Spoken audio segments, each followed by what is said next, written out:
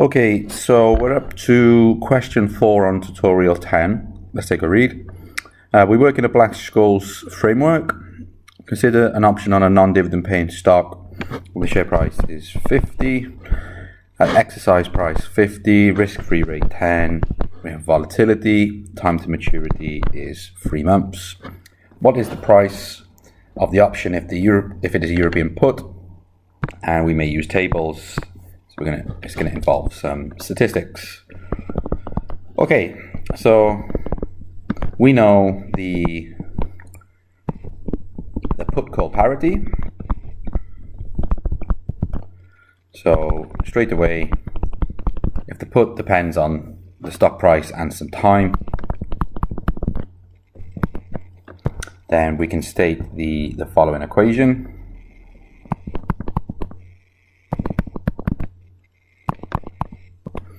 Okay, so future price is K with discounting at the risk-free rate, and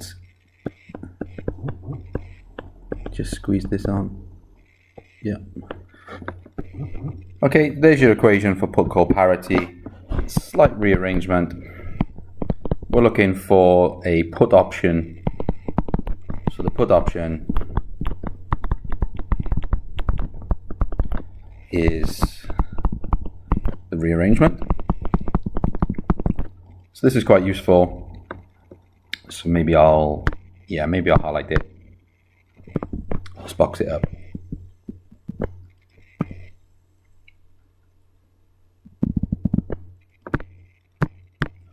Okay, we also know from the Black-Scholes framework that the exact solution to the call option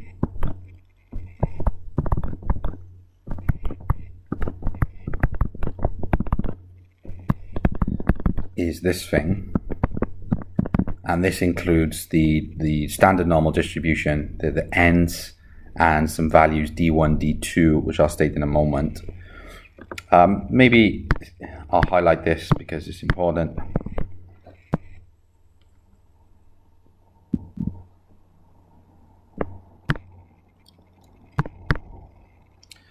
Okay, that wasn't good. We're back. Okay, so we've got this exact solution. We're after the put, so we should substitute the second equation into the first. So I'm going to put this into here to get an equation for the put, which doesn't involve the call. Okay, so I drop that in. So this is the top equation. I'm substituting in the bottom equation.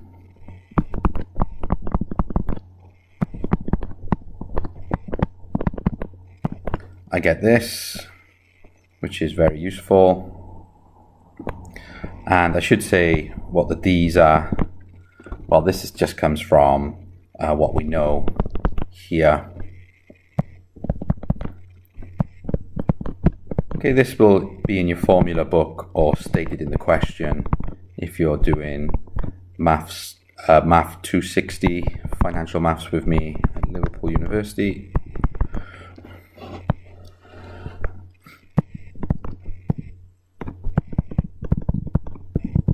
That's your D1. Your D2 is a bit easier. It's just D1, take away something. Just this thing. And your T, your time,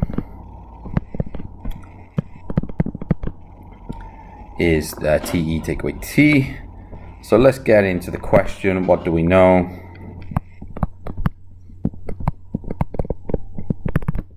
We know the share price in this setup is 50, strike price is 50, risk-free rate is 10%. We're given the volatility, we are given the time to maturity is 3 months, so 3 twelfths, 1 quarter. We're now ready to do some computation. So D1 is log of 50 over 50, log of 1, plus this thing all divided by, okay, I'm just computing,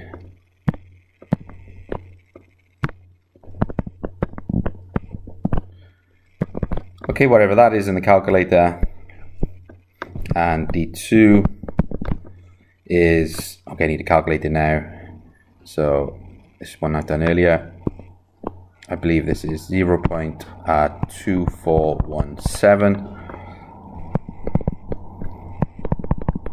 So D2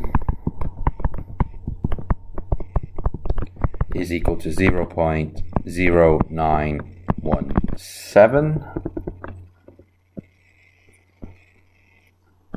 Okay, so I think we're now ready to calculate the value of the put option. It is 50. We need to use some tables for the standard normal distribution. Multiplied by e to the minus r times t.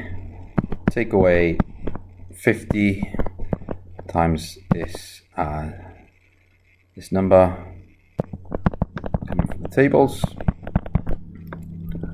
Okay, if you study with me, you'll know that I'm not a big fan of interpolation. If we're going to make something more accurate, I think we should just use a computer. So either using tables or tables and interpolation, both are fine. I prefer just to round and use the tables. I'm just going to do that. We find that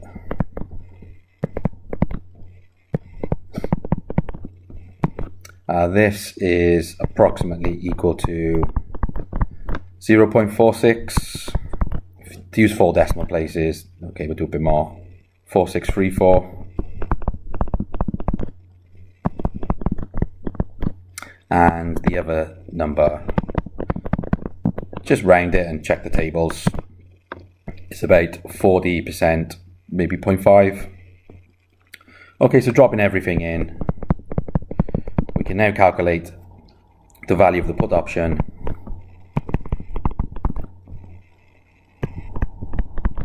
Of course, if we use interpolation, we get a more accurate answer.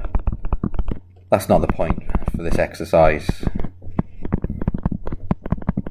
The point is just to get the whole thing up and running, get some numbers, and get a good appreciation of the method. Okay, so after my number crunching, I calculate that the value of the put option is around £2.37. Let's say around £2.40 or so.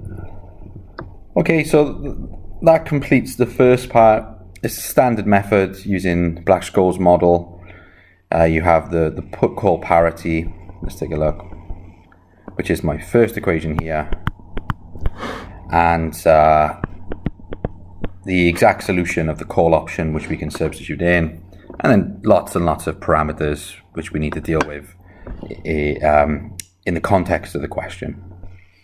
Okay, so that completes the first one, the put option. How about the call option? Well, we can just substitute into the put call parity. Let's do that next, and then just verifying that the put call parity holds. Okay, so just 2 small calculations left. Let's do those.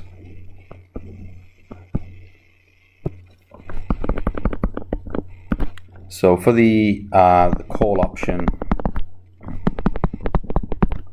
just take the equation that we wrote at the top. Which you don't need to memorize, but it's good to have an understanding of this. So it's good to be familiar with it. When I say familiar, what I mean is it's good to know what it is if you just look at the equation with no words around it. What I don't mean is you need to memorize it. There's no value in that. Okay, so bit of number crunching. I make that £3.60.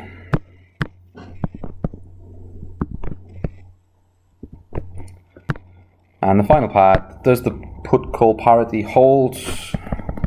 Should hope so. Let's check it.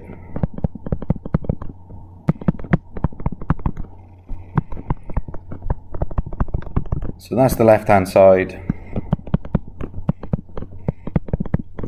That's the right hand side. If it doesn't hold, we've done something wrong. Or maybe we slightly out because of rounding. So I make that 48.77. And this one, I make that about 48.77. Maybe it's slightly different because of rounding. I'm not going to lose any sleep over that. I'm more than happy with those two numbers. Okay, so that completes the whole question using puts and calls in the framework of Black-Scholes.